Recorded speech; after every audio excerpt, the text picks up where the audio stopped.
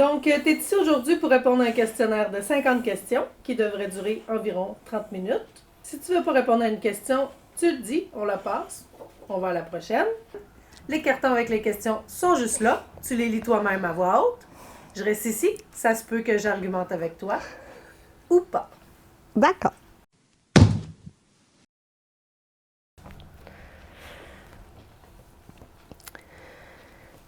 As-tu des animaux de compagnie? Quelle race? Combien? Pourquoi? J'ai 2 chats. J'ai une calico qui s'appelle Lucille et j'ai une Maine Coon qui s'appelle Gisèle. Donc, 2 petites minettes qui ont la même âge, mais pas le même poids. Ma Maine Coon est comme 3 fois la grosseur de mon autre. Puis, pourquoi avoir des chats? Ben, parce que des chats, c'est quand même facilitant. Là. Quand tu pars, ils peuvent quand même rester un peu de temps ensemble tout seuls. Puis pourquoi 2? Ben parce qu'ils peuvent jouer une avec l'autre. Donc, c'est vraiment plus simple, beaucoup moins de gérance de chats, etc. Donc, 2 belles minutes. Oui, j'ai 3 chats. Et non, je ne suis pas une folle aux chats. Il y a une histoire derrière les 3 chats. Quelle race? De race bâtard, je dirais. J'ai toujours eu du moment où j'ai quitté chez ma mère, quand j'étais chez ma mère, j'avais un chien, j'ai eu un chat. Mais le moment où je suis devenue une adulte et j'ai signé mon hypothèque, j'ai toujours eu des chats. Mon conjoint était allergique, mais aimait beaucoup les chats, donc on a pris des chats pour enlever son allergie, ce qui a quand même fonctionné. Et j'ai 3 chats. Bidule, qui a bientôt 20 ans. Donc, qui, elle, on pensait qu'elle allait mourir dans la dernière année parce qu'elle a commencé à avoir de la misère à marcher puis à se lamenter. Donc, on a pris un bébé chat en se disant, Bidule va mourir, donc on va retomber à 2. Bidule est toujours en vie au moment où je vous parle. Donc, j'ai Bidule, Aïcha. Aïcha, qui est un chat blanc et gris que nous avons adopté à la ferme 5 étoiles. Donc, nous, on est beaucoup dans l'adoption, là. Bidule provient du garage chez ma mère, Aïcha de la ferme 5 étoiles. Et Aïcha, à la base, était prénommée Dodu, puisqu'on nous avait dit que c'était un mâle. Et finalement, lors de l'opération chez le vétérinaire, il s'avérait que c'était une fille. Donc, elle s'appelle Aïcha. Et le dernier bébé qui s'appelle Hope, donc qui veut dire espoir, qu'on a adopté à la SPCA, qui est une petite blanche et rousse, très attachante, mais qui a des problèmes de vessie. Donc, c'est ça. C'est pourquoi, ben, je sais pas si j'arrête pas de dire qu'à toutes les fois que j'en aurais pu. Est-ce que je vais être capable de plus avoir de chat? Je sais pas. J'aime, même si on dit que le chat est pas proche de l'humain, moi, j'ai toujours eu des chats qui sont colleux, qui viennent se faire flatter, qui des fois sont même fatigants. Donc, je sais pas, ça fait de la compagnie dans la maison. Puis maintenant que mon fils n'est plus là, ben, ça fait quelqu'un quand t'arrives. Qui était ton ou ta meilleure amie d'enfance et qu'est-ce que vous aimiez faire ensemble? J'ai toujours eu beaucoup d'amis, puis je dirais, mettons, je classerais ça en mes 3 meilleures amies d'enfance parce que c'est les personnes avec qui j'étais 90% du temps, mettons. Guillaume Perron, qui était... sa grand-mère restait à côté de chez moi, donc c'était quand même assez accessible. Et nous, ensemble, on aimait faire des forts dans la neige dehors. Et écouter Rocky. J'ai toujours pas aimé écouter Rocky, mais lui aimait ça, fait que je l'écoutais avec lui. Puis sa grand-mère, elle nous faisait des collations, puis c'était bien bon, fait que je l'écoutais. Mais ce que j'ai déjà écouté Rocky au complet, je suis même pas sûre. Dany Jean qui nous a quittés aujourd'hui et qui est décédé il y a quelques années. Dany s'était joué avec le petit garage. Il y avait un petit garage avec un ascenseur qui montait, là, qu'on tournait. Ça, plus grande passion. Fait que quand j'allais chez Dany, on jouait avec le garage et l'ascenseur. Et quand Dany venait chez moi, on jouait avec mes Barbies. Fait que, tu sais, on était quand même très variés dans nos... on est restés amis par la suite. Et ma meilleure amie de fille, en fait, c'était Marie-Pierre Huard. Donc, moi et Marie-Pierre, on était proches de par nos parents qui étaient proches. Et on faisait vraiment les 400 coups ensemble. Donc, on aimait ça, faire un peu n'importe quoi. Et elle dormait quand même assez souvent chez nous. Je dirais très souvent. Ken Fortin, on faisait tout ensemble. Tout. Manger, dormir, jouer, tout. Pas près rien que se laver qu'on faisait pas ensemble. Ma Ma meilleure amie d'enfance, c'est Chantal Henry. Vous la connaissez sûrement pas. Elle vient de Drummondville. Mais on a été amies toute le primaire ensemble, une partie de notre secondaire. Puis, ben, tu sais, avec la vie, des fois, on s'est perdu de vue. Mais quand on était petite, j'aimais vraiment ça. On faisait souvent des séances photos, tu sais, on changeait, puis là, on faisait les mannequins, puis des affaires comme ça. Ça, j'aimais bien ça avec Chantal, faire ça. Donc, beau clin d'œil à toi, Chantal. De répondre à cette question-là, hein, c'est une question qui est encore embêtante parce que je risquerais de froisser des gens avec qui je suis très ami. Fait que tous mes amis ont une certaine importance, puis je pense qu'ils sont tous au même niveau. Il y en a avec qui ce que je peux discuter de politique, d'autres que je peux discuter de chasse, de pêche. Chaque ami que j'ai m'apporte quelque chose, fait que je pense pas qu'il y en a un qui est meilleur que l'autre. Je pense que c'est tous des bons amis. Si tu devais manger la même chose toute ta vie, ce serait quoi? Bon, amour et l'eau fraîche. De la fondue, définitivement. De la fondue, vraiment. Tu sais, je me fais des fondues tout seul. Quand je suis seule, des fois, tellement que j'aime ça. Donc, oui, de la fondue. De la viande à fondue, c'est vraiment bon. Des guédilles au crabe. Je me tannerai jamais. Clairement des sushis. Tu peux m'inviter 3 soirs de suite à manger des sushis, je vais te dire oui. Même si j'en mange beaucoup trop, que je deviens pleine, que j'ai plus faim. Et il y a tout ce que j'aime dans un sushi. Des légumes, du poisson, des fruits de mer, du riz. Tout ça dans une belle petite feuille d'ail qui goûte bon. Fait que moi, si tu me disais tu peux manger des sushis tout le reste de ta vie sans vider ton compte en banque, ce serait ça.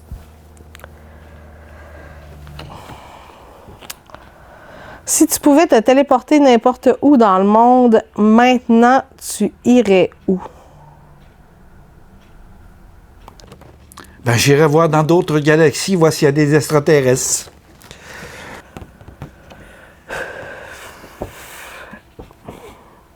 J'aimerais ça aller dans l'Ouest canadien, genre passer une bonne semaine dans l'Ouest canadien, voir les Rocheuses, le fameux lac Louise, là, tu sais, l'eau bleue claire. Là, je filerais, je suis en vacances, je filerais pour aller voir le lac Louise. Qu'est-ce que tu achètes toujours en trop grande quantité? Beaucoup de choses. Je suis un peu acheteuse pas acheteuse compulsive, mais je suis très influençable dans mes achats. J'ai des amis avec qui on s'influence beaucoup. Ah ouais, t'as acheté ça, t'as pris ça où? Fait que j'achète beaucoup. Clairement que mon chum me dirait que j'achète beaucoup trop de souliers, défaut que j'ai aussi donné à mon enfant. C'est jamais à trop grande quantité, parce que ça finit toujours par servir à quelque part. Non. Présentement, là, je vois rien que j'achète en grosse quantité. L'important, c'est d'avoir de la place pour les ranger. Des poules. J'ai beaucoup de poules, trop de poules. Fait qu'à chaque fois, j'en ai trop. Fait que là, j'en ai recommandé 6 parce que j'en avais trop. Puis si une poule décède par... écoute, ça arrive. Hein? C'est malheureusement l'élevage. Fait que Martin savait que quand un animal mourait, ben, je voulais j'en rachetais probablement en triple. Fait qu'à chaque fois qu'une poule mourait, il était comme là, tu peux pas en racheter d'autres. J'étais comme, j'ai déjà réservé puis payé. Fait qu'on va les chercher la semaine prochaine. Fait que j'ai encore commandé des poules v'là 2 semaines, des chats, des animaux. Des animaux tout court, j'en ai trop. Mais j'en ai jamais trop. Fait que là, j'en ai un autre qui s'en vient. Fait que j'achète toujours trop en grande quantité des animaux, de la bouffe. J'aime beaucoup manger puis j'aime les animaux. Fait que... Quel métier voulais-tu faire quand tu étais enfant? J'ai voulu faire plein de choses dans ma vie. J'ai compris plus tard, en rencontrant un conseiller d'orientation, que j'avais beaucoup d'intelligence, les types d'intelligence qui m'amenaient à être indécise dans ce que je voulais faire plus tard. J'ai déjà voulu aller en droit, j'ai déjà voulu être ambulancière, j'ai voulu être vétérinaire, mais ça, c'était le trip de primaire que tout le monde avait. J'ai retrouvé mon livre de 6e année. 55% de la classe de 6e année voulait être vétérinaire. J'ai voulu faire beaucoup de choses autres que inhalothérapeute aussi, j'ai déjà voulu faire. Je sais même pas comment ça m'a amené vers le travail social. J'ai aussi pensé à aller en ATM. Mais je pense qu'à l'époque où c'était le temps de faire les choix, j'avais pas le guts qu'il fallait. Si je recommençais aujourd'hui, ce serait différent. Mais je sais pas comment ça m'a mené vers le travail social. Je pense que c'est ma vie en général, mais j'ai voulu faire vraiment beaucoup de choses autres que travail social dans ma vie. J'aurais aimé ça, être avocat. Mais j'avais un faible pour la politique. Puis quand j'étais jeune, je rêvais de devenir maire. Fait que j'ai cru à mes rêves, puis voilà, aujourd'hui, je suis maire. Préfères-tu parler toutes les langues ou parler avec les animaux? Bon, je pense que... Bon, ça, c'est une question bien embêtante. Je parle anglais aussi, le français, puis quand on a plusieurs langues, ça nous permet de se débrouiller quand on va à l'extérieur. Parler avec les animaux, ben là, j'ai pas encore rencontré le docteur Dolittle, mais j'espère qu'un jour ça va venir. Je pense que je préférerais parler toutes les langues. Parce que j'ai l'impression que mes chats me comprennent, puis je les comprends, même si je comprends pas. Puis toutes les portes que ça peut ouvrir de parler plusieurs langues, juste d'aller dans un pays où ça parle anglais, c'est difficile pour moi. Je comprends très bien l'anglais parce que j'ai vécu en Ontario, donc j'ai comme le réflexe de comprendre, mais j'ai pas le réflexe de parler, ce qui met une barrière. Contrairement à nos enfants aujourd'hui qui ont eu la chance de faire de l'anglais intensif et qui parlent bien. Préférez-vous avoir 10 000 $ par mois jusqu'à votre mort ou 10 millions maintenant? Ben moi, je pense pas que c'est l'argent qui est important. Comme je disais tout à l'heure, c'est la santé qui est importante, fait que peu importe le montant. Parce que plus on en a, plus on en gaspille. Fait que l'important, c'est d'être heureux avec ce que c'est qu'on a. Fait que d'avoir 10 000 par mois ou d'avoir 10 millions maintenant, là, ça fait pas une grosse différence pour moi. Un mot que tu as mal prononcé toute ta vie. Ah oui, il y a un mot que je ne sais pas dire. C'est le mot colonel. Si je le dis vite, je ne sais pas le dire. Hey, moi, je suis vraiment pas bonne en anglais. Les filles riraient, là, c'est... j'ai encore la misère à le dire. Pumpkin spice. Là, je pense que je suis rendue bonne pour le dire. Je suis même pas sûre que je le dis bien encore. Mais ouais, je disais spring spice, une affaire de même. Fait que les filles, ils riaient vraiment de moi quand on reçoit les chandelles d'automne puis que la fameuse odeur arrive. Donc voilà. Fait que souvent, je dis même pas c'est quoi. Là, je dis citrouille quelque chose. Ben, des fois, je dis des mots mal prononcés pour niaiser un peu, comme chasseuse au lieu de sécheuse, parce que dans la discussion avec mes parents, il y avait Rock qui disait tout le temps chasseuse ou chat sauvage. Fait que des fois, avec mes parents, je dis chasseuse pour niaiser un peu. J'aime ça appeler ça de même. Raconte-moi une situation embarrassante et ta réaction. Ah, j'étais plus jeune un peu, puis il y avait l'ami à mon père. Puis il sortait avec une fille, je me souviens plus c'était quoi son nom, mais il sortait avec une fille, puis il est arrivé avec une autre fille à un moment donné, puis je l'avais appelé par ce nom-là. Puis il avait pas vraiment trouvé ça, ça drôle, mais tu sais, lui, il riait. Puis... Des situations embarrassantes, ben il y en arrive quand même souvent au salon. Je veux pas qu'on travaille dans le service à la clientèle, ça arrive souvent. Mais c'est sûr que je peux pas les dire parce que veux pas, on travaille avec les clientes, puis je voudrais pas nécessairement que les gens se reconnaissent, tout simplement. Ben, ça m'est déjà arrivé de dire à une dame qu'elle était enceinte, de félicitations, puis qu'elle m'a dit pourquoi me dis-tu ça, puis que je ne savais absolument plus où me mettre. Et je me souviens, c'était un buffet, fait que j'ai reposé mon assiette et je suis partie. Préfères-tu avoir tout le temps voulu ou tout l'argent au monde? Difficile, parce que tout le temps pour voyager, mais voyager, ça prend de l'argent. Mais je dirais tout le temps voulu, pour pouvoir faire économiser, finalement. Non, moi je pense que le temps le temps de notre vie est très court, ce qui fait que je préférais avoir tout mon temps pour vivre le plus longtemps possible. L'argent, c'est très éphémère, ça veut rien dire, en fait. Ben écoute, avec tout l'argent du monde, j'aurais pas le temps de faire tout ce que je veux, mais écoute, je pourrais avoir tout le temps voulu. Moi, je pourrais avoir tout l'argent du monde. Je ferais beaucoup de choses avec tout l'argent du monde. Oui, je veux de l'argent. Donne-moi de l'argent. Moi, ça serait tout le temps voulu parce que je trouve que le temps va vraiment vite. Puis je trouve que de revivre des beaux moments, tout ça, ça serait encore plus précieux. Ben, je préfère avoir tout le temps voulu que tout l'argent au monde. Parce que, oui, j'ai tout l'argent au monde, mais souvent, tu l'as tu l'as plus tard, fait que là, t'as pas le temps de profiter.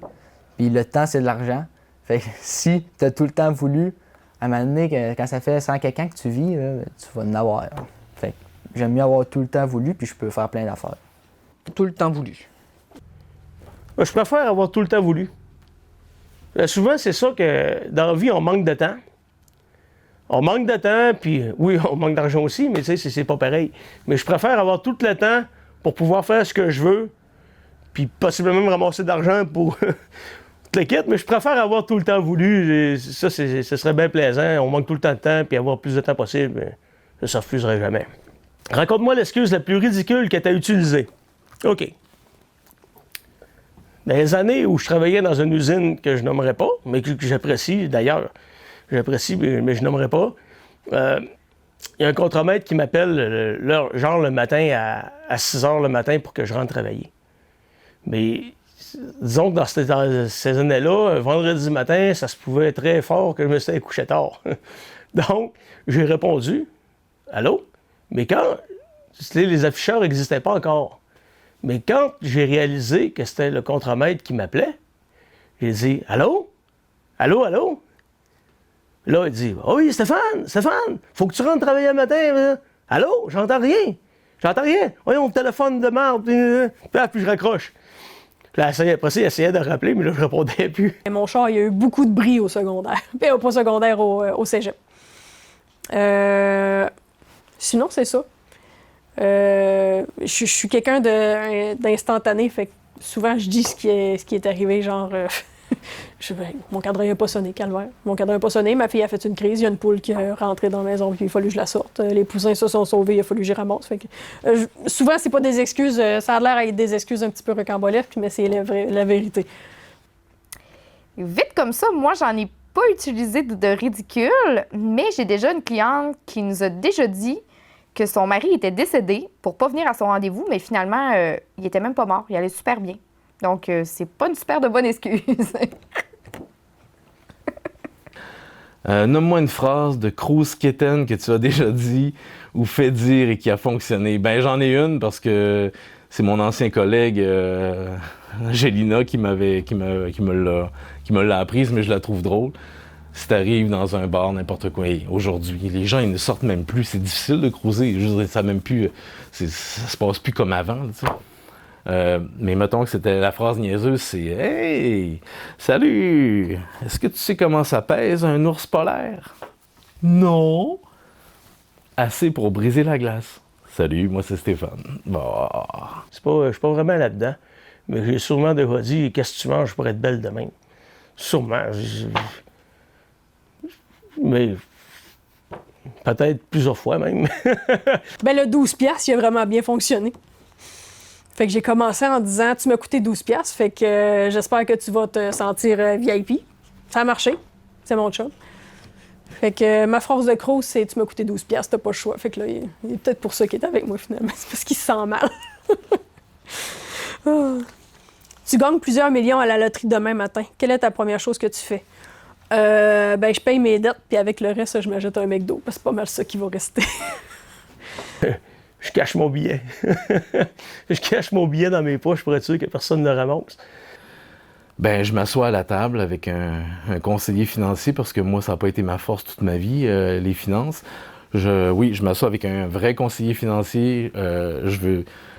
J'ai envie d'être généreux le plus possible pour tous les gens qui m'entourent et même je déborderais. Là. Mettons que c'est plusieurs millions, c'est sûr que ça déborderait ma famille. Ça irait, je dirais, dans ma région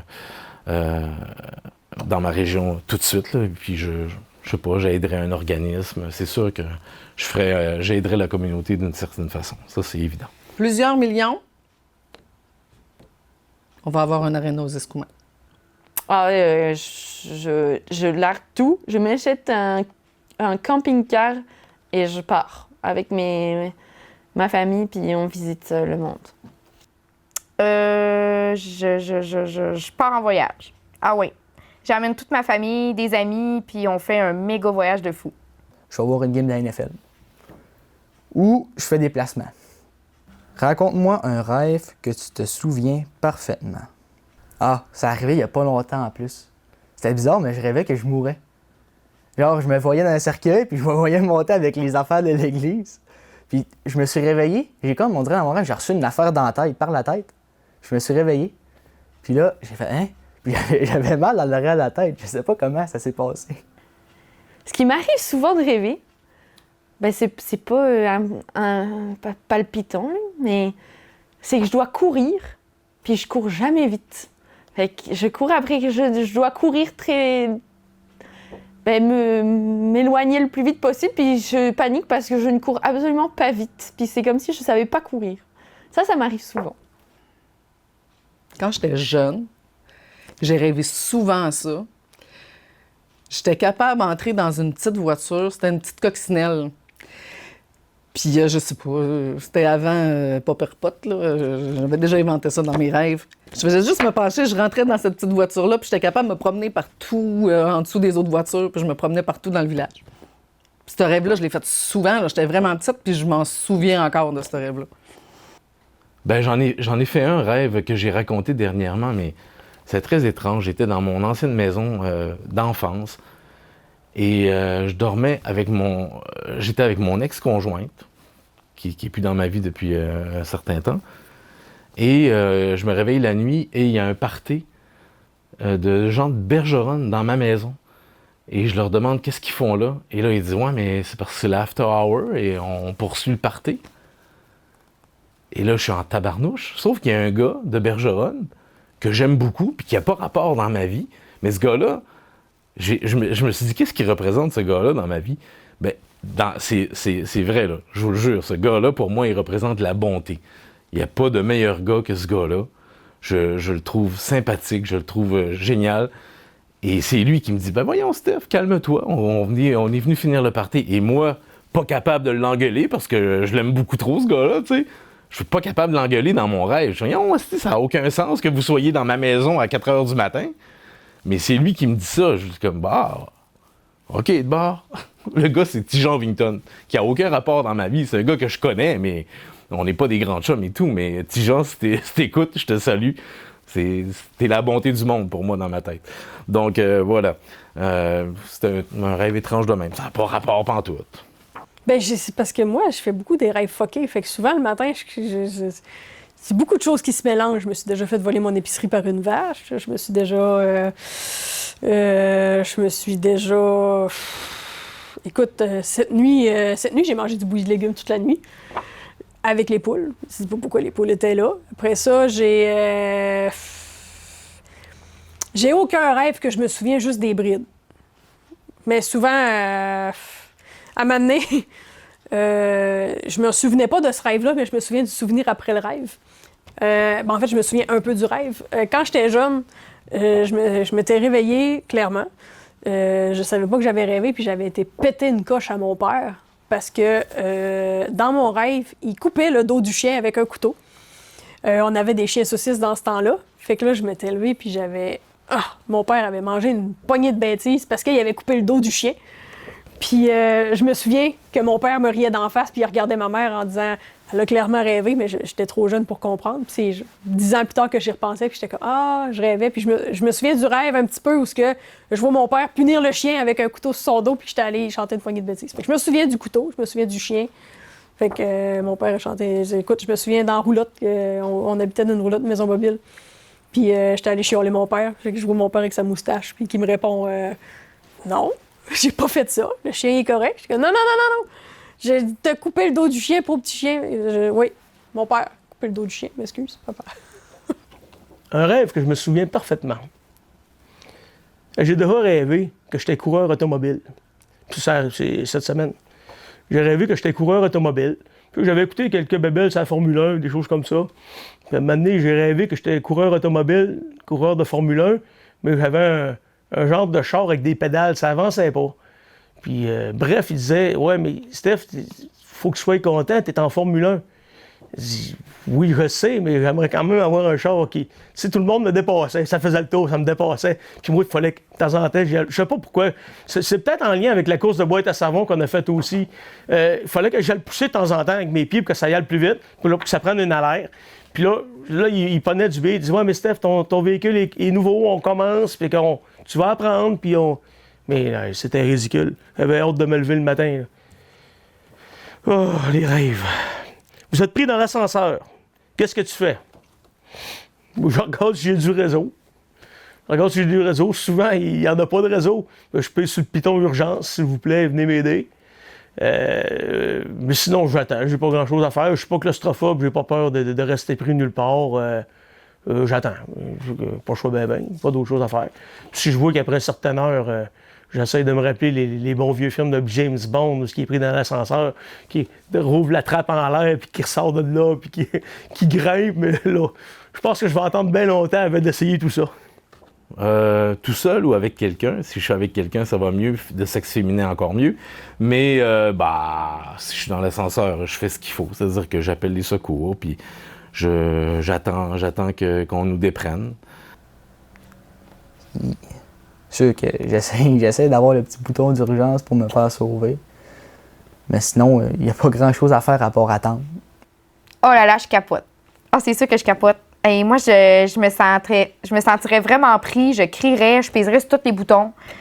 Ah, c'est sûr. Puis j'appellerais tout le monde qui essaye de venir me sortir de là. J'attends. Ça m'est déjà arrivé.